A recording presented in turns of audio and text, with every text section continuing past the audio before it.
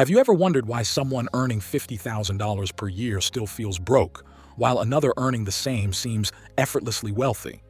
What if I told you it's not what they earn, but which money laws they obey? Because here's the shocking truth. 90% of people who stay in the paycheck-to-paycheck trap don't violate one or two rules. They break entire hidden money laws that the rich treat like sacred. Imagine one simple, invisible law changing your net worth by tens of thousands of dollars every year. I'm going to reveal 10 money laws that the rich never break. And if you apply even half of them, you will not just grow your portfolio of dividend stocks, index funds, and passive income schemes. You'll change your financial identity forever. Stay with me till the end. It flips everything you thought about money upside down and sets you on a path of compound growth you didn't believe possible. If you're ready to unlock your potential and achieve more, hit subscribe. We're dedicated to delivering actionable tips and real-life success stories. Let's go to the first law: invisible ownership. Picture this. You're in a cafe in Mumbai or New York. Two people walk out. One drives a beat-up car but walks tall. Another rolls in a flashy sports car but looks anxious. The difference? One understands invisible ownership. The rich treat money like an ownership mindset. Owning equity, owning businesses, real estate, whole stock portfolios, not chasing the look of ownership. What you show is never what you own. Most people mistake having for displaying. They buy a $60,000 car and call it success, while neglecting building an equity stake in a business or a dividend-yielding ETF. The rich instead ask, "Will I own it if no one else sees it?" The mistake everyone else makes is valuing looks over assets. They confuse consumption with ownership. Real ownership is invisible. It's a stake that pays you, not just a sticker on a car. When you shift from owning things that depreciate to owning income-generating assets, you unlock true wealth building, not just illusion. Number 2, the law of capital allocation. Here's something few people know. 72% of wealthy individuals way back in the 1980s reallocated at least 30% of every new dollar into growth assets rather than spending it. They were obeying the law of capital allocation. Where you route your capital, the first dollar, the last dollar, determines whether you build a portfolio or finance someone else's lifestyle. Many of us allocate their next dollar to a bigger TV, or a branded handbag, or treat after a hard month, which violates this law. Instead, they should allocate it to building assets, high-yield dividend stocks, index funds, REITs, side business, passive income systems. If you direct it into your portfolio first, then you decide later what remains, you enforce the law. In law number 5, we'll reveal how the rich allocate risk along with capital. Number 3, the law of time horizon. The rich don't think in quarters, they think in decades. This law matters because compounding doesn't reward speed, it rewards time. What mistake is common? Viewing money as use it now rather than as defer now, enjoy later. What to do instead? Frame every financial decision with a 10-year out perspective. If I make this choice today, how will my portfolio of index funds and dividend stocks look in 10 years? Build a mental horizon of decades, not months. Automate monthly contributions to growth. Number 4, the law of risk, parity, and protection. Wealth is not just built on upside, it's preserved by the smart reconciling of downside. The rich obey the law of risk parity, distributing risk so no single event wipes you out. A $100,000 setback can cancel out 3 years of growth if you're leveraged or concentrated. Most people ignore downside. They load up on one trendy tech stock or push all savings into the hot side hustle. Build protection, diversification, defensive stocks, safe bonds or ETFs, insurance, emergency fund. Ask yourself, if the market drops 40% tomorrow, could I sleep at night? If not, you're violating this law.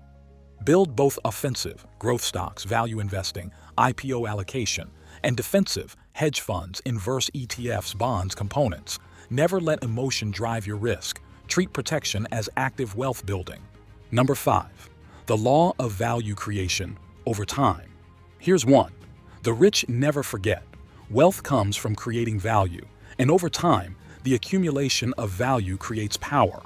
The stock portfolio you build, the dividend-paying ETF you hold, the rental property you buy, all deliver when they produce value consistently.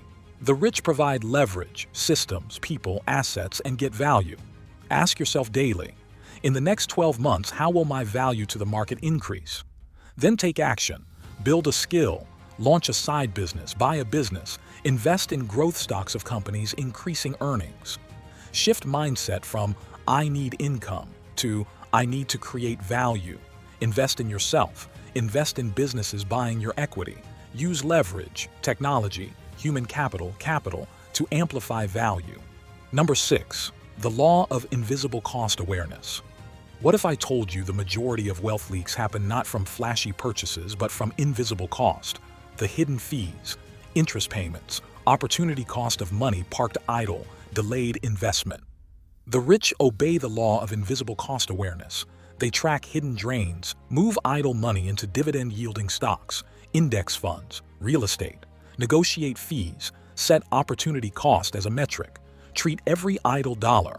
Number 7. The law of choice architecture. Here's a concept from behavioral economics hardly discussed in wealth-building videos. Choice architecture. The way your options are structured influences your behavior. The rich know. You design your money environment. If your default is open 29 apps to shop or auto transfer to a savings account, your choices lead to different outcomes.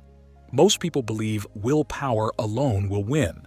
They fight spending urges each day. Architect your choices. Automatic transfers, remove shopping apps, block impulsive spending, direct salary first to investment. Build systems that make the right choice automatic. Avoid decision fatigue. Build friction for bad choices, fluidity for good ones. Number 8. The law of ownership of outcome. You might think owning $5 million in assets is enough, but the rich go further. They own the outcomes of their actions. They don't just invest and hope. They monitor, adjust, review, evolve. A naive investor buys into a hot growth stock, forgets it for 15 years, then wonders why they're behind.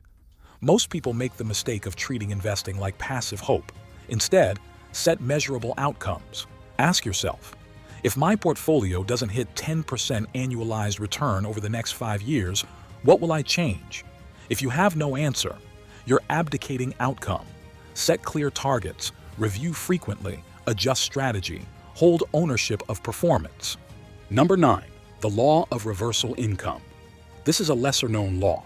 The rich build income streams that reverse when most people expect them to stop. Think, they build dividend-paying ETFs, rental properties, royalties, things that continue even when the owner is not active. For example, if you invest $50,000 into a high-yield dividend portfolio at 4% yield, you'll get $2,000 per year. After 20 years, maybe your capital is $120,000 and yield becomes $4,800 per year. That's reversal income. Money keeps flowing without daily labor. Most people mistakenly swap time for money, job. They end when they stop working. Instead, build reversal streams. Invest in rental properties, royalties, even side businesses that run without you. Build assets that produce income independent of your time. Aim for a portfolio that covers your living expenses. Shift identity from worker to owner. Number 10. The law of meaning-driven capital. Here's the final law, and it flips everything you thought about money. The rich invest capital not just for returns, but for meaning. They know that without meaning, wealth becomes toxic. Studies show that among high net worth individuals, those who link their wealth to purpose report far higher satisfaction. They aren't just chasing capital appreciation, they're allocating to causes, legacy business, impact investing. Most people chase money as a goal, not as a tool. Link your wealth engine, dividend stocks, rental properties, index funds, with your deeper self. Design your asset allocation to include value-aligned investments. Focus on legacy, not just accumulation. Because when money has meaning, you never lose it. This law also integrates all the previous 9: ownership, time horizon, value creation, income reversal, into your life mission. In every video, I try to discuss and address the factors that surely improve the chances of your success. If you like this also, subscribe the channel, like and share the wealthy knowledge to your loved ones. Now, if you want to know the worst compounding errors people make that kill their profits, then watch this video. I'll see you there.